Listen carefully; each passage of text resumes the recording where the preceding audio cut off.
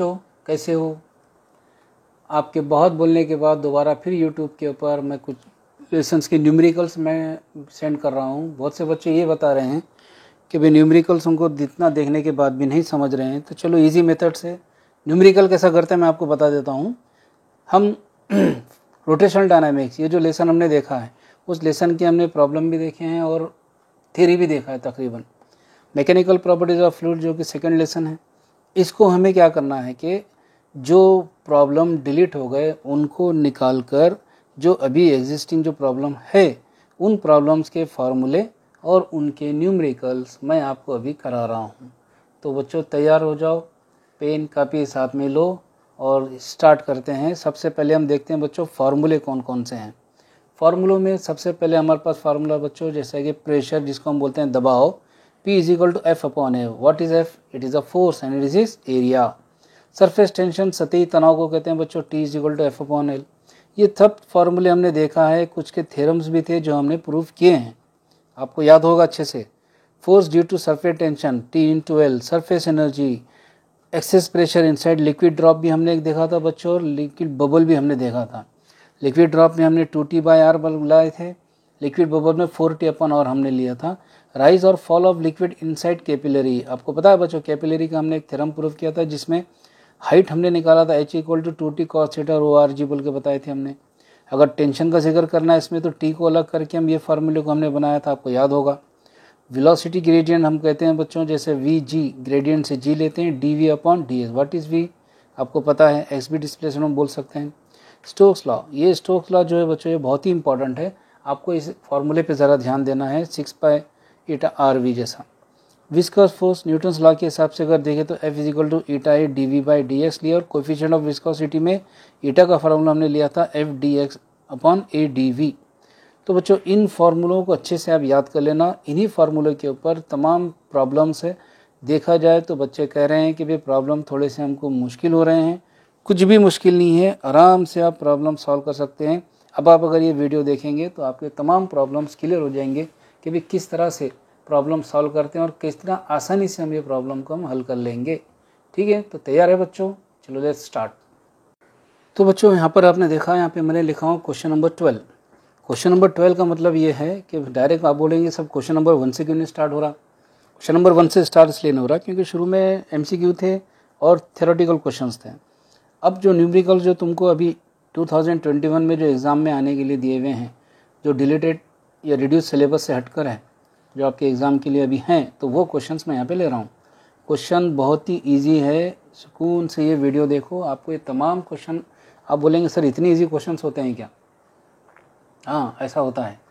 इसलिए अब आप देखिए, कैलकुलेट द विस्कस फोर्स जो अपोजिट डायरेक्शन में ऊपर लगता है, acting on a rain drop, किस पर एक्ट करता है बच्चे? वो रेन ड्रॉप पे ऑफ डायमीटर, जिसका डायमीटर कितना है 1 millimetre, falling with a uniform velocity 2 metre पर सेकंड, जो कि कितने यूनिफॉर्म वेलोसिटी नीचे से गिर रहा है वो 2 मीटर पर सेकंड थ्रू एयर, हवा से। The coefficient of viscosity of air is, viscosity का कोएफिशिएंट क्या है बच्चों? 1.8 × 10⁻⁵ न्यूटन सेकंड पर मीटर स्क्वायर। चलो आ जाते हैं बच्चों, तो कैलकुलेट द विस्कस फोर्स कितना दिया हुआ है बच्चों? 1 मिलीमीटर। तो देखिए force, calculate the viscous force acting on rain drop, यानी कि फोर्स हमको मालूम करना है, जिसका डायमीटर कितना दिया हुआ है, आपने अभी पढ़ा है बच्चों 1 मिलीमीटर, तो मैं यहाँ पे मैंने ले लिया 1 मिलीमीटर। इसके बाद बच्चों डायमीटर को हमें रेडियस में चेंज करना होगा, तो उसका हाफ पार्ट हो जाएगा 0.5 मिलीमीटर। हमको पता है मिलीमीटर को मीटर में चेंज करना है, तो 0.5 × 10⁻³ मीटर। और इसी तरह से पॉइंट को हम इधर ले दिए हैं, तो इसमें से इसको एक बढ़ा देते हैं, तो 10⁻⁴ मीटर यहाँ पे हमने कर दिया। जिसकी वेलोसिटी कितनी है 2 मीटर पर सेकेंड, और कोएफिशिएंट ऑफ विस्कोसिटी हम ईटा से लिखते हैं बच्चों, आपको याद होगा अच्छे से, हाँ याद रहना। Coefficient of viscosity eta is equal to, ये जो है वैल्यू 1.8 × 10⁻⁵ न्यूटन सेकंड पर मीटर स्क्वायर हमने लिया। अब अपने को जब फोर्स निकालना है तो हमको जाना पड़ता है स्टोक्स लॉ की तरफ। स्टोक्स लॉ की तरफ जाना है तो हमारे पास फार्मूला है F is equal to 6π/RV। इसमें F इज इक्वल टू 6 का 6 लिख दिया, पाई की वैल्यू 3.142 इंटू ईटा की वैल्यू हमने यहाँ फाइंड हमको मिली हुई थी, यहाँ लिया हमने। R की वैल्यू क्या थी 5 × 10⁻⁴ हमने ले लिया बच्चों, इंटू इसके बाद क्या बचे हुआ है वेलोसिटी कितनी है बच्चों 2, ये लिख दिया। अब कैलकुलेशन करते चले जाना है। क्या मुश्किल दिख रहा है आपको, बोलिए मुझे। कुछ भी मुश्किल नहीं है, सीधे सीधे हमने इससे इसको मल्टीप्लाई किया तो ये वैल्यू आ गई। 1.8 हमने लिख दिया, 5 हमने लिखा, 2 हमने लिखा, 10⁻⁵, 10⁻⁴ क्या हो जाता है 10⁻⁹ हो गया। f = ये वैल्यू लिख दी हमने, 1.8 सेम लिख दिया, 5 2 हमने 10 लिखा, 10⁻⁹ लिखे। f = 18.852 सेम हमने वैल्यू लिखा इंटू ये पॉइंट को हमने निकाल कर 10 को 1 हटा दिए और लिखे 10⁻⁹। क्या बचा बच्चों, इन दोनों को मल्टीप्लाई करो तो ये वैल्यू मिली 10⁻⁹, या पॉइंट को हम अगर इस तरह से 2 डिजिट इधर लाते हैं तो 10⁻⁷ रिटर्न। यहाँ पे भी आंसर आप ब्रेक कर सकते, यहाँ पे भी आंसर ब्रेक कर सकते। तो ये हमारे पास फोर्स हमको मिल गया। क्या मुश्किल था क्वेश्चन, ठीक है। चलिए इसके बाद के क्वेश्चन की तरफ आते हैं। चलिए आ जाते हैं क्वेश्चन नंबर 13 जो आगे आपके बोर्ड बुक में है। क्वेश्चन नंबर 13 बहुत इजी क्वेश्चंस होते हैं, पता नहीं आप लोग क्यों परेशान होते हैं प्रॉब्लम से लिए, मुझे समझ में नहीं आता। खैर चलो देखते हैं। A horizontal force of 1 newton is required to move a metal plate of area 10⁻⁻² metre square with a velocity of 2 × 10⁻² metre पर सेकेंड। क्या बता रहा है इसमें, एक मेटल प्लेट है, उसको मूव करने के लिए एक हॉरिजॉन्टल फोर्स लगाया जा रहा है 1 न्यूटन का, जिसका एरिया है 10⁻⁻² मीटर स्क्वायर और उसकी वेलोसिटी है 2 × 10⁻² मीटर पर second. When it rests on the layer of oil, अगर इसको ऑयल के उसके ऊपर रेस्ट अगर मतलब सुकून से रख दें तो मतलब सुकून से अगर ठहरा तो 1.5 × 10⁻³ मीटर थिक होता है वो। Find the coefficient of viscosity of oil. हमको ऑयल की कोएफिशिएंट ऑफ विस्कोसिटी निकालनी है। चलो प्रॉब्लम सबसे पहले देखते हैं कि इसका फोर्स क्या है। 1 न्यूटन मिल गया। चलिए एरिया कितना है 10⁻⁻² मीटर स्क्वायर, वेलोसिटी v कितनी है बच्चों 2 × 10⁻² मीटर पर सेकेंड। ये रेस्ट होता है ऑयल के ऊपर, यानी कि इसका जो डिस्प्लेसमेंट है कितना मिलेगा अपने को 1.5 × 10⁻³ metre. Find the coefficient of viscosity, यानी ईटा मालूम करना है। क्या है हमारे पास, न्यूटन्स लॉ हम निकाले थे, F = NA dV/dx, और इस तरह से हम ईटा की वैल्यू फाइंड करना है तो dx इसके पास चला जाएगा और ये दोनों इसके नीचे आ जाएंगे, तो F × dx A dV ऐसे होगा। क्या रह गया, आप खाली वैल्यूज रखने हैं, खत्म, बात ही खत्म हो गई। ईटा = फोर्स कितना है 1 मल्टीप्लाई ds कितना है 1.5 × 10⁻³ अपॉन सीधे सीधे बोलेंगे एरिया कितना है बच्चों 10⁻² इंटू dv कितना है 2 × 10⁻²। अब बच रहा क्या प्रॉब्लम में, कुछ भी नहीं। ईटा 1.5 × 10⁻³, ये 2 × -2 और -2 हो गया -4, फिर 1.5/2 इंटू ये -4 ऊपर आके क्या बन गया +4। क्या बच रहा, ईटा = 1.5/2 अगर करेंगे तो 0.75 आएगा इंटू 10⁻³ 10⁻4 क्या होगा 10⁻1। पॉइंट को इधर ले जाओ, ये भी चलेगा, तो क्या बचा ईटा = 7.5 न्यूटन सेकंड पर मीटर स्क्वायर। ये आंसर हो गया, आंसर हो गया।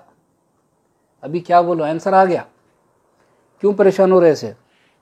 चलो इसका यूनिट भी अगर देखते हैं तो चलो यूनिट कैसा बना वो भी बता देता हूँ आपको।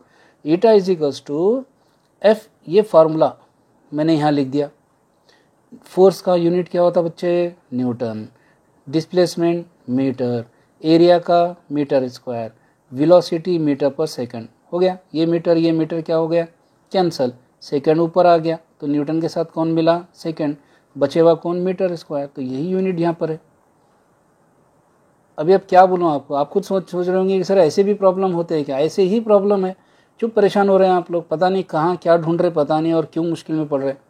चलिए तो समझ में आ गया ना आपको। चलो और क्वेश्चन देखते हैं आगे, ठीक है। चलिए आ जाते हैं नेक्स्ट प्रॉब्लम पे। बच्चों कैपिलरी ट्यूब का याद है ना आपको, प्रॉब्लम्स हमने देखा था, थ्योरी हमने पढ़ा था उसके अच्छे से। चलो अब उसका भी क्वेश्चन हम देख लेते हैं। बच्चों याद रखना, प्रॉब्लम जब आता है तो इजी से इजी मेथड करके उसको सॉल्व करने की कोशिश करना। खामा खा के उस प्रॉब्लम को उल्टा सीधा लिख के कैसे भी कैलकुलेशन करके उसमें उलझना नहीं। मैंने इसीलिए यहाँ पे इंग्लिश में भी लिखा हूँ क्वेश्चन, उर्दू में भी लिखा, ताकि उर्दू मीडियम इंग्लिश मीडियम सभी बच्चों को ये सहूलत हो जाएगी प्रॉब्लम सॉल्व कैसा करते हैं। सिर्फ आपका कॉन्फिडेंस लेवल बढ़ गया तो आप खुद आगे के क्वेश्चन खुद ब खुद करेंगे। एक स्किल आती है प्रॉब्लम सॉल्व करने की, वो आप में आ जाना, ठीक है। अब इस मूवमेंट पे तो आ जाना चाहिए। चलिए नेक्स्ट क्वेश्चन देखते हैं, वक्त हमें ज़्यादा बात नहीं करेंगे। Calculate the rise of water inside a clean glass capillary tube. समझ गया, वाटर का राइज किसके अंदर, क्लीन ग्लास कैपिलरी ट्यूब में, जिसका रेडियस कितना है 0.1 millimetre. When emerged in water, कहीं में इमर्ज किया गया, इसको वाटर में डाला गया, जिसका सरफेस टेंशन है 7 × 10⁻² न्यूटन पर metre. The angle of contact between water and glass, angle of contact आपको पता है बच्चों ज़ाविया तमास इज 0, कितना है 0। डेंसिटी ऑफ वाटर है 1000 किलोग्राम पर मीटर क्यूब और इसका ग्रेविटेशन हम ले रहे हैं 9.8 मीटर पर सेकंड स्क्वायर। सेम ट्रांसलेशन यहाँ पे किया गया, थोड़ा ध्यान रखना। अब यहाँ आ जाते हैं, calculate the rise of water. Rise of water बोलते हैं उसकी हाइट मालूम करना है, हो गया। Of a clean glass tube, radius कितना है 0.1 मिलीमीटर। क्या करते हैं, मिलीमीटर को मीटर में चेंज करते हैं तो 10⁻³ मीटर, पॉइंट को इधर लाते हैं तो 10⁻⁻4 मीटर हो गया। इसके बाद क्या बच्चों, सरफेस टेंशन 7 × 10⁻² न्यूटन पर metre. The angle of contact between water and glass is 0, यानी कि अपने को एंगल ऑफ कॉन्टैक्ट किससे लिखते, थीटा से, कितना है 0। डेंसिटी ऑफ वाटर किससे लिखते, रो से, रो कितना है बच्चों 1000 किलोग्राम पर मीटर क्यूब, जिसको हम ये 1000 है 30 इसलिए 10⁻³ किलोग्राम पर मीटर क्यूब कर रहे हैं, हो गया। अब राइज इन वाटर हम किस में लिख रहे हैं, फॉर्मूला है H = 2T cos θ/ρ/g। पढ़े हैं तो फार्मूला याद आएगा, नहीं पढ़ने वाले को सब नया दिखता, समझे क्या, तो पढ़ते रहो। अब आ जाते हैं बच्चों, इस फार्मूले की बिना पे तमाम वैल्यूज जो हैं इसमें डाल देंगे। H = 2 × T कितना है बच्चे 7 × 10⁻², थीटा कितना है 0, रो कितना है 10⁻³ इसके बाद R कितना है 1 × 10⁻⁴ यानी 10⁻⁴ लिख सकते हैं, मल्टीप्लाई G कितना है बच्चों, G नहीं लिखा है, मैं लिख देता हूँ फिर भी आपके लिए। G = 9.8 मीटर पर सेकंड स्क्वायर, तो यहाँ पे मैंने 9.8 लिख दिया। अब हमको पता है बच्चों cos 0 क्या होता है 1, लिहाजा 7 2 क्या हो गया 14 हो गया, इंटू 10⁻² मैंने लिख दिया, मल्टीप्लाई ये cos 0 1 हो गया। फिर इसके बाद 9.8 को लिख कर 10⁻³ 10⁻⁴ क्या बच गया -1। H = 14/9.8 इंटू, इधर तवज्जो दो, इधर उधर मत देखो, घर में कौन कहाँ जा रहे, कहीं भी जा रहे होंगे आप, इधर रखो तवज्जो। 14/9.8 इंटू 10⁻² इंटू 10⁻1 ऊपर आगे क्या हो गया +1। H = 14/9.8 इंटू 10⁻² +1 -1, इसलिए इनको डिवाइड करो। आप अच्छे से डिवाइड कर सकते हैं, मुझे पता है, क्या बोले, कर सकते हैं ना, हाँ। H = यहाँ पे डिवाइड करने पर 1.43 आंसर आएगा इंटू 10⁻1 और 10⁻1 बोलते हम पॉइंट को इधर ले जा सकते, तो क्या बच गया H = 0.143 मीटर। बच्चों ये यूनिट देना बहुत ज़रूरी है, इसके भी मार्क्स होते हैं हाफ मार्क, समझा आपको। चलो प्रॉब्लम में क्या रहा, खाली हमने ये फार्मूला लिया, फार्मूले में वैल्यूज़ रखा और इसके आंसर निकाला। सुकून से स्क्रीनशॉट लो और घर पे कॉपी में लिखो और खुश हो जाओ बस। चलिए नेक्स्ट क्वेश्चन देखते हैं। तो मेरे प्यारे बच्चों अब आते हैं हम क्वेश्चन नंबर 19। क्वेश्चन नंबर 19 मतलब हमारे बोर्ड की बुक का क्वेश्चन नंबर 19, जिसमें लिखा है बच्चों an air bubble of radius 0.2 millimetre. एक एयर बबल है जिसका रेडियस कितना है बच्चे 0.2 millimetre, is situated just below the water surface. ठीक उसके नीचे वो एयर बबल वहाँ पे बैठा है। कैलकुलेट द एक्सेस प्रेशर, हमको ज़्यादा दबाव मालूम करना है, एक्सेस प्रेशर, और इसका सरफेस टेंशन है 7.2 × 10⁻² न्यूटन पर मीटर। अरे भाई प्रॉब्लम चुप का चुप पढ़ा रहा हूँ, लग रहा है इतना आसान है ना। ये तो क्या है, रेडियस 0.2 मिलीमीटर, 0.2 मिलीमीटर को मीटर में चेंज करें 10⁻³ मीटर, उसके बाद हमने पॉइंट को इधर ले गया तो 10⁻⁴ मीटर। क्या फाइंड करना है, excess pressure, P = question mark, ठीक है। और टेंशन कितना है 7.2 × 10⁻² न्यूटन पर मीटर। अब अगर सोचे तो बच्चों यहाँ पर पानी का ड्रॉप है, क्या है, ड्रॉप है, तो पानी के ड्रॉप के अंदर P = 2T/R। अगर हम बबल का जिक्र करते हैं तो दो सरफेस आते हैं, उसका जिक्र करना नहीं अपने को, तो ड्रॉप के लिए P = 2T/R फार्मूले में लिखा है, आप देख लेना उसको, ठीक है। अब रख दो वैल्यू, P = 2 इंटू टेंशन क्या है, ये लिख दिया हमने, डिवाइडेड बाय R कितना है बच्चों 2 × 10⁻⁴। इसके बाद ये 2 और ये 2 हम क्या करेंगे, कैंसिल, 2 और ये 2 कैंसिल, तो बचा क्या 7.2 लिख दिए इंटू 10⁻², इंटू 10⁻⁴। अरे बाप रे। P is equals to 7.2 into 10⁻⁻² plus 4 2 newton पर मीटर स्क्वायर। अब आप सोचो बच्चों, क्या है प्रॉब्लम में, क्या बच रहा, कुछ भी जान नहीं है प्रॉब्लम में। आप लोग खुद सोचेंगे कि कितनी इजीली हम सॉल्व कर सकते हैं, क्यों परेशान हो रहे हैं मेरे को समझ नहीं आ रहा। हो गया ना बच्चों ये। चलिए अब इसके बाद नेक्स्ट क्वेश्चन पे जाते हैं। तो ये बच्चों अब हम देखते हैं क्वेश्चन नंबर 22। पेज को देखकर हैबत मत खाओ, परेशान मत हो, बहुत सिंपल क्वेश्चन है। क्या लिया हुआ है, 27 droplets of water each of radius 0.1 millimetre coalesce into a single drop. मतलब यहाँ पर ये है कि मान लो ये दीज आर द ड्रॉप्स, ये क्या बने हुए हैं, ये ड्रॉपलेट्स है। टोटल कितने बच्चों, 27 ड्रॉपलेट्स हैं। ये कोलेस हो रहे हैं। कोलेस का मतलब होता है मिल रहे हैं, एक दूसरे से ये मिल रहे हैं। जब ये मिल रहे हैं तो मिलकर एक क्या बना रहे, एक सिंगल ड्रॉप बना रहे। क्या बोला मैंने, 27 क्या रहे बच्चे, ये ड्रॉपलेट्स हैं। उनको पानी को मिला दिए तो एक वो ड्रॉप बन रहा है, जो कि 1 ड्रॉप बन रहा है। और ये टोटल कितने हैं, 27 ड्रॉपलेट्स, सिंगल ड्रॉप बन गया। Find the change in surface energy. क्या चेंज का हुआ इसमें, सरफेस एनर्जी मालूम करना है। और सरफेस टेंशन दिया हुआ है 0.072 न्यूटन पर मीटर। बस दिमाग में रखो कि 27 ड्रॉपलेट्स है, सब मिल गए और क्या बनाया उन्होंने, एक ड्रॉप बना दिए। चलिए आते हैं यहाँ पे, अब इसका डाटा देखते हैं। रेडियस कितना है बच्चों, 0.1 मिलीमीटर। अब आपको समझ गया कि इसको मिलीमीटर को मीटर में चेंज करते हैं तो 0.1 इंटू 10⁻³ मीटर। और पॉइंट को जब मैं राइट में ले जाऊंगा तो यहाँ पर 10⁻⁴ मीटर होगा। सर आप हर बार यही बोलेंगे, क्या करूँ बच्चों, मजबूर में बोलना पड़ेगा। अब यहाँ पर देखते हैं बच्चों, आर जो है रेडियस, पेज हल रहा है दिख रहा है मुझे। आर जो बच्चों radius of droplet, small R radius of droplet, यानी कि इस छोटे छोटे जो पॉइंट से ड्रॉप्स है उसका रेडियस। और capital R radius of A drop, ये जो बड़ा ड्रॉप बना उसका रेडियस। होगी दो बात क्लियर। टेंशन कितना है, टेंशन तो बहुत है। चलो प्रॉब्लम के हिसाब से टेंशन देखते हैं, 0.072 न्यूटन पर मीटर। आप बोलेंगे सर डरा रहे, नहीं डरा रहा हूँ, कोई टेंशन लो मत। चलिए इसके बाद बच्चों पॉइंट को मैं क्या कर रहा हूँ, 3 डिजिट राइट में ले जा रहा हूँ तो 10⁻³ न्यूटन पर मीटर हो जाएगा। नहीं समझा तो बार बार रिवाइंड करो, ठीक है। चलिए now volume of single drop. बच्चों फार्मूला गौर करना, प्रॉब्लम्स मैंने देखा ये बहुत ही बुक्स में भी सॉल्व करे हुए एक दो मैं देखा कि बहुत ही टिपिकल तरीके से करे हुआ है और बहुत ही लंबा सॉल्व करे हुआ है और कुछ स्टेप हटा भी दिए। लेकिन हम वैसा नहीं करते, अपने को तो पता है, इसीलिए हम यहाँ पर डिटेल इसको देख रहे हैं और बहुत इजी मेथड से देख रहे हैं। क्या है बच्चों, वॉल्यूम ऑफ सिंगल ड्रॉप, यानी कि सिंगल ड्रॉप का वॉल्यूम, ये सिंगल ड्रॉप का volume is equals to volume of 27 droplet. बच्चों जब ये 27 ड्रॉपलेट्स मिलकर एक ड्रॉप बना रहे तो इनका वॉल्यूम और इसका वॉल्यूम, दोनों का वॉल्यूम कैसा होना, इक्वल होना। तो यहाँ पे लिए volume of single drop is equals to volume of 27 droplets. अब क्योंकि यहाँ पर देखो बच्चों वॉल्यूम ऑफ सिंगल ड्रॉप में हम लिया 4.4/3 पाई आर क्यूब हमने ले लिया। क्यों, क्योंकि ड्रॉप है, स्पेरिकल है।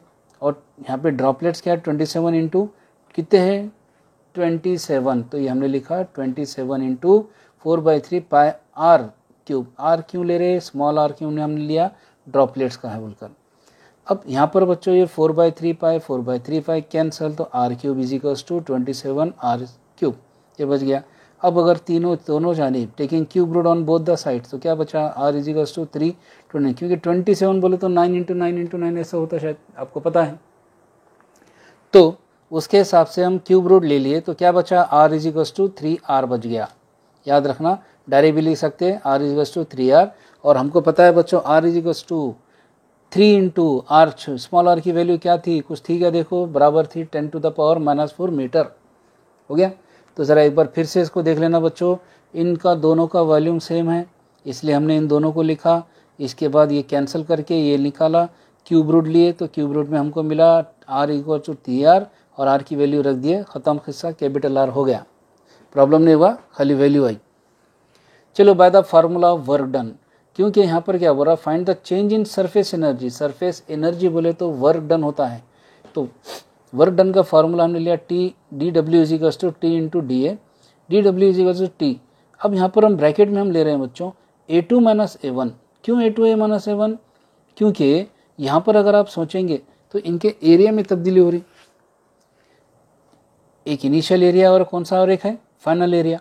तो यहाँ पर हम लेंगे बच्चों D W is equals to T की वैल्यू हमने लिख दिया 22 इंटू 10⁻³ अब ए टू बोल तो यहाँ पर हम ले रहे बच्चों ड्रॉपलेट्स जो होते हैं ना, ड्रॉपलेट्स उसके 27 इंटू 4πr², ठीक है। इसके बाद माइनस A1, ये जो बड़ा ड्रॉप बना है ना 4πr², ये एक ही था इसलिए 1 इंटू नहीं लिख रहे हम।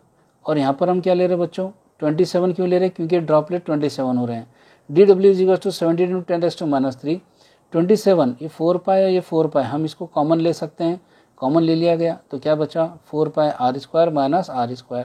D W is equal to 72 into 10⁻³ 27, r की वैल्यू कितनी थी 10⁻⁻4, ये मैंने r की जगह पे 10⁻⁻4 लिखा और ये स्क्वायर है इसलिए मैंने स्क्वायर दिया।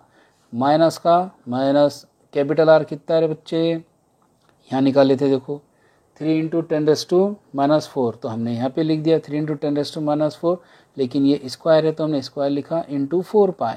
D W is equal to 72 into 10⁻³ तो सेम हो गया, ये ब्रैकेट ओपन करेंगे तो 27 इंटू 4 2 8 है, माइनस था तो माइनस ले लिए, माइनस 3 का स्क्वायर क्या होगा बच्चे 9 into 10⁻⁻4 into 2 minus 8 into 4π। D W is equal to ये सेम वैल्यू लिख दिए, 27 माइनस 9 होता है बच्चों 18, और ये 10⁻⁻8 को कॉमन बाहर निकाले, कॉमन निकाला गया, मल्टीप्लाई 4 इंटू पाई की वैल्यू 3.142।